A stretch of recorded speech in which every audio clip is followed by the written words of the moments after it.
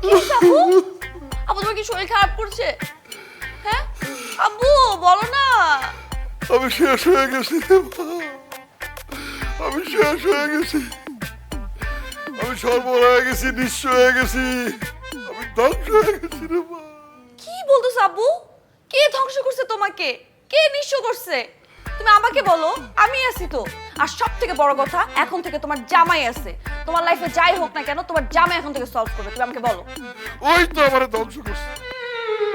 জানোস, ও আমারে না জানা প্রত্যেকটা ফ্ল্যাট থেকে ভাড়া উঠেছে, উঠে ওর পকেটে পড়ছে। মানে কি বলতেছো আব্বু? তুমি তোমার জামাই সম্পর্কে এটা কি বললা? যা সত্যি তাই বলতেছি। ও ফ্ল্যাটের ভাড়া উঠানোর কে? ও কেন আমাকে না জানা ভাড়া উঠাবে? আব্বু, ও তোমার মেয়ের জামাই আব্বু।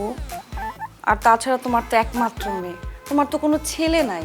যদি তোমার কোনো ছেলে থাকতো তাহলে তো সেই কাজগুলো করতো না বলো? করতো তো।